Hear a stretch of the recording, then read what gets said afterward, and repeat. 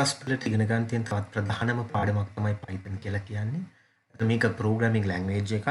අපි ඉස්සෙල්ලාම බැලුවොත් මේ programming language එකක් කියන්නේ මොකක්ද කියලා. අපි දන්න programming කියනකොට ඒ වචනේ ගොඩක් දෙනෙක් අහලා තියෙනවා. දැන් language කිව්වහම ඒක අපි කවුරුත් පාවිච්චි කරන එකක්.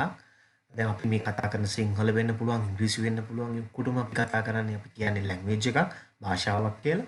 ඉතින් programming language එකක් කියලා කියන්නේ කම්පියුටර් එකට අපිට කතා කරන්න අවශ්‍ය වෙන. කම්පියුටර් එකෙන් අපිට වැඩක් ගන්න අවශ්‍ය වෙන භාෂාවක්. එයාට ගැළපෙන විදිහට, එයාගෙන් වැඩක් ගන්න පුළුවන් විදිහට අපි ලියන එක්තරා භාෂාවක්. එයත් එක්ක sannivedanaya කරන්න පුළුවන් වෙන එක්තරා භාෂාවක්. එතකොට මේකේ තියෙනවා programming language is a set of rules that provides a way of telling a computer what operations to perform. මොන කාර්යයන්ද කම්පියුටර් එකට කරන්න ඕනේ, මොනවද කරන්න ඕන දේවල් කම්පියුටර් එකෙන් කියලා කම්පියුටර් එකට යම්කිසි උපදෙසක් දෙන්න පාවිච්චි කරන එක්තරා භාෂාවක්. ඒතර අපි දන්නවා කම්පියුටර් එකට සම්බන්ධ කරලා තියෙන විවිධ උපකරණ. එක printer එකක් වෙන්න පුළුවන්. එතකොට තවත් අපි හිතමු monitor එක හරි, තවත් scanner එකක් හරි, තවත් අපි විවිධ උපාංග පරිගණකයට සම්බන්ධ කරනවා නම් ඒවා මෙහෙවන්න, ඒවායින් යම්කිසි වැඩක් ගන්න, ක්‍රියාකාරීත්වයක් තියාගන්න අපිට language එකක්, භාෂාවක් ඕන වෙනවා. මොකද ඒක අපිට ඕන විදිහටයි අපි හසුරුව ගන්න උත්සාහ කරන්නේ. ඒතර ඊළඟට තියෙන programming language is a set of rules for communicating an algorithm. algorithm එකක් කියලා කියන්නේ ඕනම වැඩක් කරද්දී යම්කිසි පිළිවෙලක් තියෙනවා, යම්කිසි පියවර ගණනාවක් තියෙනවා. ඒ පියවර ගණනාවෙන් තමයි අපි ඕනම දෙයක් ඉටු කරන්නේ. එතකොට ඒක තමයි language එකනොත් අපි උත්සාහ කරන්නේ යම්කිසි පියවර ගණනාවක් හරහා පරිගණකයට මෙන්න මේ දේ කරන්න, මේ දේ මට කරලා දෙන්න කියන උපදෙස් සපයන එක. ඊට පස්සේ තියෙනවා it provides a linguistic framework for describing computations. computations කියවම යම්කිසි ගණනය කිරීමක් වෙන්න පුළුවන්. ගණනය කිරීම භාෂාමය ස්වරූපයකින් අපි විස්තර කරන්න උත්සාහ කරනවා. right. අපි programming language එකක් කියන්නේ මොකක්ද කියලා ගත්තොත් මම නැවතත් පැහැදිලි කරන්නේ අර මේක සාමාන්‍ය භාෂාවක් වගේ. මේකේ තියෙනවා English is a natural language. ඉංග්‍රීසි භාෂාවක් කියන්නේ ස්වභාවයෙන් අපි පාවිච්චි කරන භාෂාවක්, මිනිස්සු පාවිච්චි කරන භාෂාවක්. ඒකට තියෙනවා වචන, ඒකට තියෙනවා සංකේත, එතකොට ඒකට තියෙනවා grammatical rules. එහෙම නැත්නම් අපි කියනවා ව්‍යාකරණ රීති තියෙනවා. එතකොට programming language එකකට ඉංග්‍රීසි හෝ එහෙම නැත්නම් සිංහල වගේම වෙන්න පුළුවන් වචන තියෙනවා, words, symbols, සංකේත තියෙනවා සහ grammatical rules තියෙනවා. එහෙම නැත්නම් ව්‍යාකරණ රීති තියෙනවා.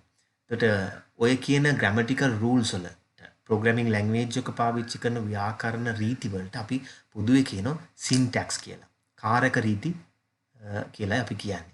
එතකොට හැම programming language එකකටම එක එක කාරක රීති තියෙනවා. දැන් අපි දන්නවා හැම භාෂාවකටමත් ඒ වගේ විවිධ කාරක රීති එහෙම නැත්නම් syntax තියෙනවා. මේ programming language වලටත් ඒක එලෙසම තමයි. right. එතකොට programming languages වල levels අපි ගත්තොත් පළවෙනි level එක තියෙනවා high level programs. ඔයාලා පින්තූරෙන් දකින්න මෙන්න මෙතන පැහැදිලිව පෙනෙනවා class triangle. ඉතින් අපි මේවා දැනට කියවුවට තේරෙන්නේ නැති වෙන්න පුළුවන්. මොකද අපි තාම language එක ඉගෙන ගන්න පටන් ගත්තේ නැති නිසා. මේක ඉහළ මට්ටමේ භාෂාව. දැන් ඉහළ මට්ටමේ භාෂා කියනවා ගොඩක් වෙලාවට ටිකක් මිනිසුන්ට කිට්ටු. මිනිසුන්ට කියවලා යම්කිසි අවබෝධයක් ගන්න පහසු භාෂාවන් හැටියට තමයි අපි high level programming languages කියලා කියන්නේ. ඉහළ මට්ටමේ ක්‍රමලේඛ ඉහළ මට්ටමේ භාෂා. right. අපි දෙවනුවට මේක කතා කරොත් low level programs කියලා තියෙනවා. එතකොට ඒක ඔයාලට දැක්කහම දැනට ඔයාලා දන්නේ නැති නිසා මේක තේරුම් ගන්න අපහසුයි. මේ දෙකම තේරුම් ගන්න අපහසුයි. නමුත් අපි ටිකක් ඉගෙන ගත්තාම තේරෙනවා low level programming language එකක් පහළ මට්ටමේ භාෂාවක් ඉගෙන ගන්නවට වඩා ඉහළ මට්ටමේ භාෂාවක් high level programming language එකක් ඉගෙන ගන්න එක පහසුයි කියලා. right. ඉතින් අපි මේකට තව නමක් කියන්න පුළුවන් ඕනනම් low level programming language එකකට assembly language එකක් කියලා. assembly භාෂාව කියලාත් කියන්න පුළුවන්. මේ assembly language එකට අදාළ වෙන විවිධ codes කේත වගේක් තමයි මේකේ දැනට දාලා තියෙන්නේ. right. එතකොට අපි අවසානට ගත්තොත් machine code එකක්, executable machine code. ඒ කියන්නේ ක්‍රියාත්මක කළ හැකි යාන්ත්‍රික කේතයක්. මේකේ බිංදුව 1 කියලා පොඩි රටාවකින් දාලා තියෙනවා. ඒකෙන් අදහස් කරන්නේ මේක ඇවිල්ලා machine එක විසින් අවබෝධ කරගත හැකි භාෂාවක්. ඒක අපිට ඒ බිංදුව එක රටාව එහෙම නැත්නම් මේ පැටර්න් එක දැක්කට අපිට කියන්න බෑ ඇත්තටම මේකේ සිද්ධ වෙන ඔපරේෂන් එක මේකෙන් වෙන්නේ මොකක්ද කියලා. දැනටත් කම්පියුටර්ස් ක්‍රියාත්මක වෙන්නේ මෙන්න මේ කියන භාෂාවෙන්. අපි නමුත් අපි පරිගණකයට උපදෙස් දෙන්න උත්සාහ කරන්නේ මේ වගේ high level language එකකින් එහෙම නැත්නම් වර්තමානයේ විශේෂයෙන් high level language එකක් ඉහළ මට්ටමේ භාෂාවකින්.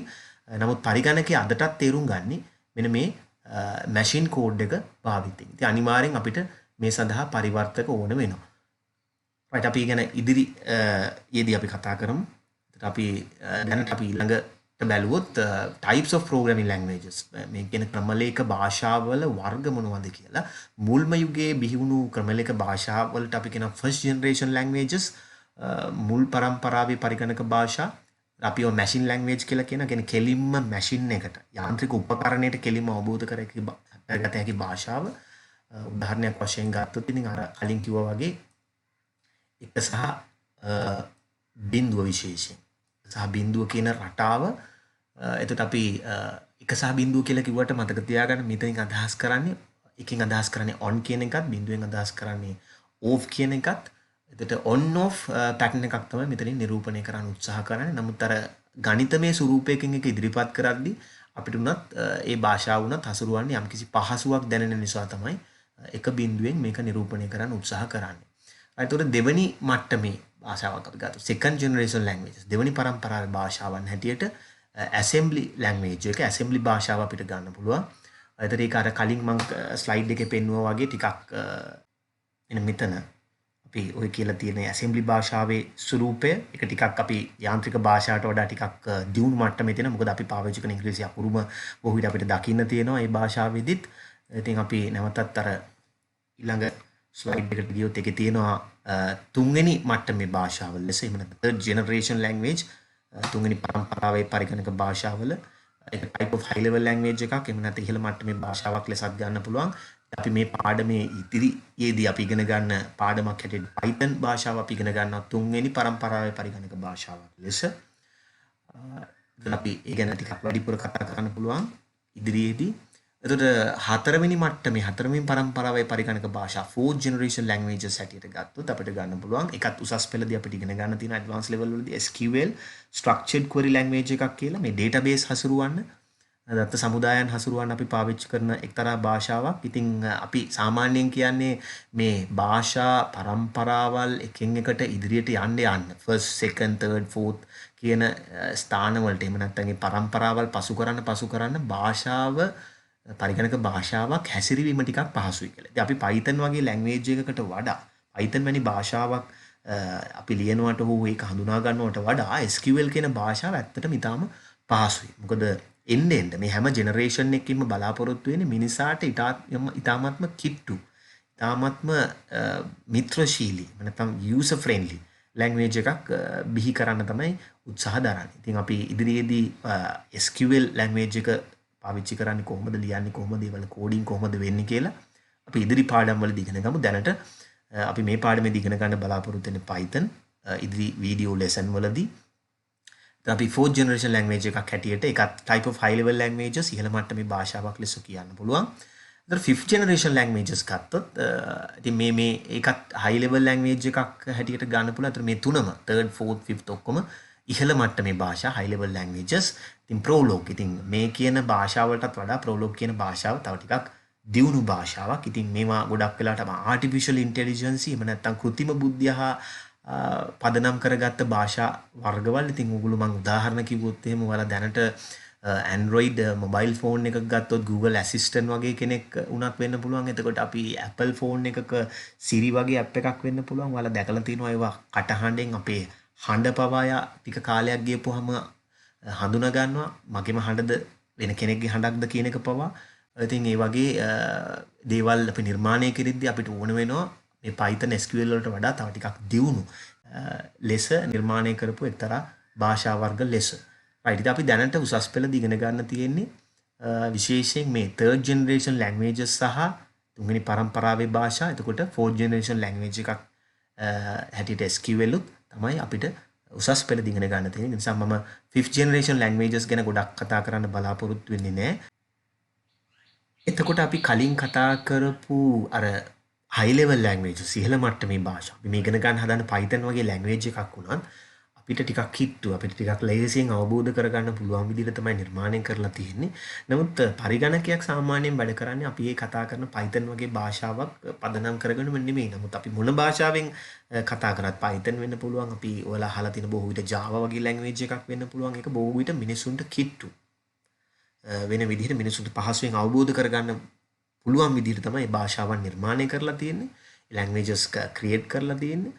එතකොට නමුත් පරිගණකය අදටත් ඒ කාලේ පරිගණකත් අද කාලේ පරිගණකත් අපි ගත්තොත් ඒව අදටත් වැඩ කරන්නේ එයාගේම භාෂාවක් එයාටම ආවේනික භාෂාවක් ඒ කියන්නේ මැෂින් ලැන්ග්වේජ් එක. යාන්ත්‍රික භාෂාවකින් තමයි ක්‍රියාත්මක වෙන්නේ. ඉතින් අපි කතා කරන අපි ලියන high level languages ඉහළ මට්ටමේ භාෂා අනිවාර්යෙන් අපිට ඒ කියන මැෂින් ලැන්ග්වේජ් එකක් ඒ කියන්නේ පහළ මට්ටමේ භාෂාවකට පරිවර්තනය කිරීමට අවශ්‍ය වෙනවා. ඉතින් ඒ පරිවර්තනය කිරීමට පාවිච්චි කරන අයට තමයි අපි මේ කතා කරන්නේ ලැන්ග්වේජ් ට්‍රාන්ස්ලේටර්ස්ලා කියලා. ඒ වගේ ලැන්ග්වේජ් ට්‍රාන්ස්ලේටර්ස්ලා භාෂා පරිවර්තකයෝ අපිට ප්‍රධාන වශයෙන් දෙකක් ඉන්නවා. එක්කෙනෙක් තමයි කම්පයිලර් කියලා කියන්නේ. ඊළඟට අපි තියෙනවා ඉන්ටර්ප්‍රිටර්. අනිත් කෙනා තමයි ඉන්ටර්ප්‍රිටර් කියලා කියන්නේ. එතකොට කම්පයිලර් කෙනෙක් බොහෝ විට මුළු ප්‍රෝග්‍රෑම් එකම සම්පූර්ණයෙන් at once එකවරම පරිවර්තනය කරලා ඒකේ තියෙන සියලු දෝෂ විවිධ තැන්වල තියෙන සියලු දෝෂ අවබෝධ කරගෙන ඉදිරිපත් කිරීම තමයි කරන්නේ කම්පයිලර් කෙනෙක්. ඉන්ටර්ප්‍රිටර් කෙනෙක් කරන්නේ සමහරලාට මුළු ප්‍රෝග්‍රෑම් එකම ලියලා තිබිලා ප්‍රෝග්‍රෑම් එකේ විවිධ ස්ථානවල දෝෂ තිබුණත් එයාට මුලින්ම මුණ ගැහෙන දෝෂය එයා ඉදිරිපත් කළා ඒක මම නිවැරදි කරන් පස්සේ නැවත මුල සිට රන් කරනවා. එතකොට තමයි ඉදිරියේදී මුණ ගැහෙන දෝෂ එකින් එකට ක්‍රියාත්මක වෙන සෑම වාරයක් ගානෙම පෙන්වන්න උත්සාහ කරන්නේ. එතකොට ඒක තමයි ඉන්ටර්ප්‍රිටර් කෙනෙක්ගේ හැසිරීම වෙන්නේ. එතකොට තව විදිහකින් මම කිව්වොත් සමහරවිට මම හිතන්නකෝ පේලි 10කින් විතර තියෙන එක්තරා යම්කිසි ප්‍රෝග්‍රෑම් එකක්. එතකොට මම මුළු ප්‍රෝග්‍රෑම් එකේම දෙවෙනි ස්ථානයේ දෝෂයක් තියෙනවා, සමහරට පස්වෙනි ස්ථානයේ දෝෂයක් තියෙනවා, සමහරට හත්වෙනි ස්ථානයේ දෝෂයක් තියෙනවා කියලා හිතන්න. එතකොට මුළු ප්‍රෝග්‍රෑම් එක රන් කරපුවාම එයා මුලින්ම අඳුනගන්නේ දෙවෙනි ස්ථානයේ තියෙන දෝෂය මිසක් 5 සහ 7 වෙනි ස්ථානවල තියෙන දෝෂය එයා එකපාර අඳුනගන්න එයාට සමහරට එයා එහෙම කියවන්නේ නැහැ. එයා එහෙම ට්‍රාන්ස්ලේට් එකක් කරන්නේ නැහැ. මම දෙවෙනි ස්ථානයේ තියෙන දෝෂය නිවැරදි කරයින් පසු තමයි මම නැවතත් මුල ඉඳන් ප්‍රෝග්‍රෑම් එක පරිවර්තනය කරන්න උත්සාහ කරනවා. එතකොට තමයි එයා දකින්නේ පස්වෙනි ස්ථානයේ දෝෂයක් තියෙනවා කියලා. ඒකත් නිවැරදි කරන් පස්සේ මම නැවතත් මුල සිට නැවත පරිවර්තනය කරන්න උත්සාහ කරනවා. එතකොට තමයි 7 වෙනි ස්ථානයේ දෝෂයක් තියෙනවා කියලා සමහරට ඉන්ටර්ප්‍රිටර් දකින්න. එතකොට කම්පයිලර් එහෙම නෙමෙයි දෙවෙනි, පස්වෙනි, හත්වෙනි සියලු ස්ථානවල දෝෂ එකවර හඳුනාගෙන ඉදිරිපත් කරන්න උත්සාහ කරන එක තමයි කම්පයිලර්ගේ සාමාන්‍ය රාජකාරිය වෙන්නේ. මෙතනත් නැවතත් පැහැදිලි කරලා තියෙන්නේ මේ අපි ලියන කෝඩ් එක. ඒ කියන්නේ අපි භාවිත කරන high level language එකක් ඉහළ මට්ටමේ භාෂාවක්. අපි තව නමකින් කියනවා නම් source file එකක්, මූලාශ්‍ර ක්‍රමලේඛයක්, ගොනුවක්. ඒ කියන්නේ අපි ලියන ප්‍රෝග්‍රෑම් එක. එතකොට මේ තියෙන්නේ මැෂින් එකට අවබෝධ කරගන්න පුළුවන් මැෂින් කෝඩ් එක. ඒතර අපි කම්පයිලර් කියන්නේ අපි ඉදිරිපත් කරන high level language එකකින් විධානය කරන එහෙම නැත්නම් අපි ඒකට කමාන්ඩ් කරන කම්පියුටර් එකට කමාන්ඩ් කරන ඉන්ස්ට්‍රක්ෂන්ස් දෙන උපදෙස් දෙන සියලු කේතයන් කම්පයිලර් කියන පරිවර්තකයා හරහා නැත්නම් ඉන්ටර්ප්‍රිටර් කෙනෙක් වෙන්නත් පුළුවන්. ඉන්ටර්ප්‍රිටර් කියන පරිවර්තකයා හරහා මේ කියන මැෂින් කෝඩ් එකට පරිවර්තනය කරලා මැෂින් එකට තේරෙන විදිහට ඉදිරිපත් කිරීම. ඒත් එයා කරන්නේ මොකද? නැවතත් මේ මැෂින් කෝඩ් එකට අදාළ වෙන ඉන්ස්ට්‍රක්ෂන්ස් උපදෙස් ක්‍රියාත්මක කරලා නැවතත් මට පරිවර්තකයේ කරා මට අවශ්‍ය කාර්යයන් ඉටු කරලා දීමයි. ඒක තමයි සාමාන්‍යයෙන් ප්‍රෝග්‍රෑමින් ලැන්ග්වේජ් එකක සිදුවෙන මූලිකම ක්‍රියාකාරීත්වය. ඉතින් මම මේ වීඩියෝ එකෙන් බලාපොරොත්තු වුණේ මේ ලෙසන් එකෙන් බලාපොරොත්තු වුණේ මේ ප්‍රෝග්‍රෑමින් ලැන්ග්වේජස් කියන්නේ මොකක්ද කියලා මේ සරල හැඳින්වීමක් දෙන්නයි. ඉතින් අපි මේක Python විශේෂ කරලා අපි ඉගෙන ගත්තේ නෑ මේ වීඩියෝ ලෙසන් එකේදී. අපි ඊළඟ වීඩියෝ ලෙසන් එකේදී බලමු මේ ප්‍රෝග්‍රෑමින් ලැන්ග්වේජ් එකක් හැටියට Python අපි කොහොමද හසුරුවන්නේ කියලා. ඔයාලට තවත් මේ වගේ YouTube වීඩියෝස් බලන්න ඕනි කියලා හිතෙනවා නම් මේ channel එක subscribe කරන්න. Facebook page එක තියෙනවා Advanced ICT කියලා. ඒ page එකට like එකක් දාන්න. හරි. අපි එහෙනම් ඊළඟ වීඩියෝ එකෙන් හම්බෙමු.